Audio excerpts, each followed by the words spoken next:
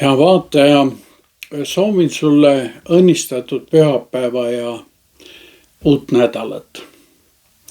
Tänane evangeelium avab meie südame silmad nägema Jumala armastuse suurust ja avarust. Korraga me näeme selle armastuse olemust, millega Jumal meid kõiki armastab sellisena, nagu me oleme. Kuid kuulakem kõigepealt, kuidas evangelist Luukas meile sellest Jeesuse sõnumist räägib. See on sõnum isast ja 2 pojast. Luuka evangeeliumi 15. peatükk 11. kuni 32. salmini. Jeesus ütles: ühel inimesel oli 2 poega ja noorem neist ütles isale: isa, anna mulle kätte see osa varandusest, mis saab minule. Ja isa jagaski varanduse nende vahel. Ja juba mõne päeva pärast kogus noorem poeg kõik kokku ning reisis kaugele maale ja seal pillas ta ära oma vara, elades ohjeldamatult. Aga kui ta oli kõik ära kulutanud, tuli sellele maale kange nälg ja puudus hakkas temalegi kätte tulema. Ja ta läks ja poetas enda ühe sealtmaa kodaniku juurde ning see saatis ta oma väljadele sigu hoidma. Ja ta püüdis oma kõhtu täita kõtradest, mida sead sõid, ja ükski ei andnud talle. Aga kui ta mõttesse jäi, siis ta ütles: kui palju palgalisi on mu isal ja neil on leiba küllalt, aga mina suren siin nälga. Ma tõusen ja lähen oma isa juurde ja ütlen talle: isa, ma olen pattu teinud taeva vastu ja sinu ees. Ma ei ole enam väärt, et mind su pojaks süütaks. Pea mind nagu üht oma palgalistest. Ja ta tõusis ja asus teele oma isa juurde. Aga kui ta alles kaugel oli, nägi isa teda ja tal hakkas hale ning ta jooksis ja langes poja kaela ja andis talle suud. Aga poeg ütles isale: isa, ma olen pattu teinud taeva vastu sinu ees. Ma ei ole enam väärt, et mind su pojaks süütaks. Ent isa ütles oma sulastele: tooge kiiresti kõige kallim kuub ja pange talle selga ja andke talle sõrmus sõrme ja jalatsid jalga ja tooge nuumvasikas, tapke see ja söögem ning olgem rõõmsad, sest see mu poeg oli surnud ja on jälle saanud elavaks. Ta oli kadunud ja on leitud. Ja nad hakkasid rõõmsasti pidutsema. Aga tema vanem poeg oli väljal ja kui ta sealt tulles jõudis maja lähedale, kuulis ta pilli ja tantsimist. Ja ta kutsus ühe sulastest enda juurde päris, mis see võiks olla. See ütles temale: sinu vend on tulnud ja su isa on tapnud nuumvasika, sest ta on saanud tema tagasi täies tervises. Ent tema vihastas ega tahtnud sisse minna. Siis tuli isa õue ja palus teda. Temaga vastas isale: vaata, nii palju aastaid olen mina sind orjanud ega ole kunagi astunud üle sinu käsust. Ent sina ei ole mulle kunagi andnud üht sikkugi, et ma oleksin võinud rõõmsasti pidutseda oma sõpradega. Aga kui see su poeg, kes su vara on hooradega nahka pannud, tuli tagasi, siis sa tapsid temale nuumvasika. Isa ütles talle: poeg, sina oled alati minu juures ja kõik, mis on minu, on sinu oma. Nüüd aga oli tarvis pidutseda ja rõõmutseda, sest see su vend oli surnud ja on jälle saanud elavaks ning oli kadunud ja on leitud.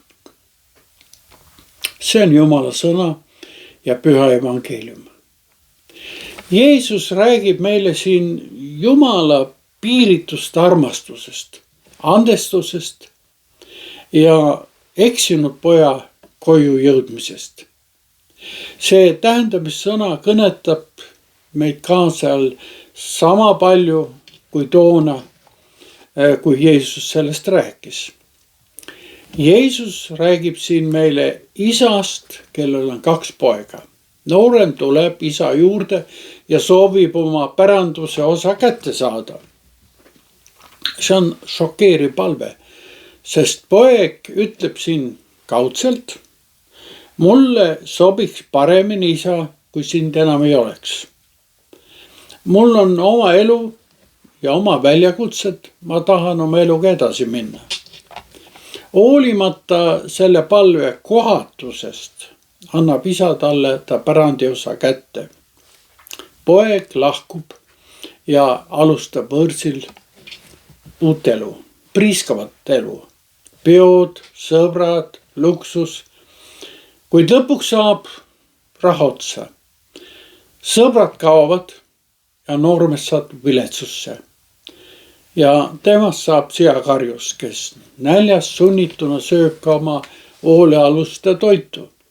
See on tõesti väga häbiväärne, suurim häbiväärsus, mis üldse saab juutida olla, süüa koos sigadega seatoitu.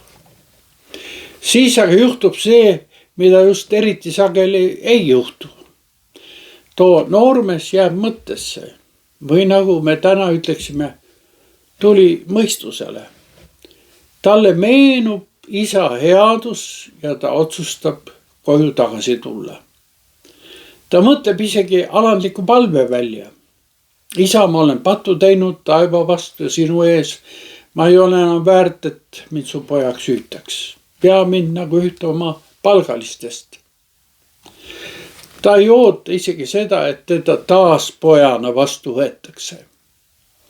Talle piisaks ka palgalise seisus isa majapidamises. Ja siis toimub midagi erakordset. Isa näeb teda juba kaugelt tulemas. Ta on seda hetke juba ammu oodanud. Ta ei istu kusagil tagatoas, et oodata vabandusi, vaid jookseb pojale vastu, hembab ja suudleb teda. Ja seejärel käsib ta tuua parimad riided, panna pojale sõrmus sõrme ja korraldada suur pidu. Isa rõõm leiab väljenduse sõnades: mu poeg oli surnud ja on jälle saanud elavaks. Ta oli kadunud ja on leitud. See on, head sõbrad, võimas ja vapustav pilt Jumala isa armastusest. Ükskõik kui kaugele sa oleks eksinud, kui palju vigu oleksid teinud, kui sügavale langenud, Jumal isa ei lükka sind tagasi. Ta ootab sind. Ta võtab sind avasüli vastu. Ja ei sina ega mina ei ole sellist armastust ju kuidagi välja teeninud. Kuid sellel pildil on ka üks varjukülg. Kibestunud vanem vend. Poeg, kes oli kogu aeg kodus hoolsalt majapidamises kaasa aidanud. Ja kuuldes peost ei rõõmusta ta venna tagasituleku üle, vaid väljendab oma pahameelt, viha ja kadedust. Vaata, nii palju aastaid olen mina sind orjanud ega ole kunagi astunud üle sinu käsust, ent sina ei ole mulle kunagi andnud üht sikkugi, et ma oleksin võinud rõõmsasti pidutseda oma sõpradega. Isaga vastab: poeg, sina oled alati minu juures ja kõik, mis on minu, on sinu oma. Nüüd aga oli tarvis pidutseda ja rõõmutseda. Need sõnad tuletavad meilegi meelde.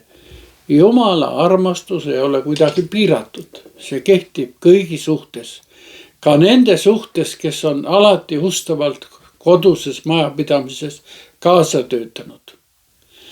Aga meile räägitakse siin kodust, kus meid oodatakse. Kodust, kus valitseb armastus ja turvalisus. Selle kodu leiame siin ja igavikus Jumala Isa juures. Head sõbrad, kuuldu paneb meidki endalt küsima, kus me oleme oma eluteel. Kas me oleme Jumalale ja oma perele kaugeks jäänud? Elame vaimses tühjuses ja ebakindluses? Või äkki oleme nagu vanem vend, küll ustavad, aga kibestunud? Kas me rõõmustume nähes teisi armu saamas või varjutab meie südant kadedus? Tänane evangeelium kutsub meid oma südameid avama mitte ainult Jumala armastusele, vaid ka selle armastusele jagamisele nendega, kes on teel koju. See kuuldu on kutse suurele peole, armastuse ja leppimise peole. Tänagem siis oma taevast Isa piiritu armu eest. Isa taevas, me täname sinu poja Jeesuse Kristuse läbi selle armastuse eest, mida oleme kogenud. Kingi ekslejatele julgust tagasi tulla. Anna meile jõudu, kui oleme kellestki pettunud, teda taas vastu võtta ja rõõmustuda. Hoia meid sinu teedel, kuni jõuame igaviku peole. Isa, poja ja püha vaimu nimel. Aamen.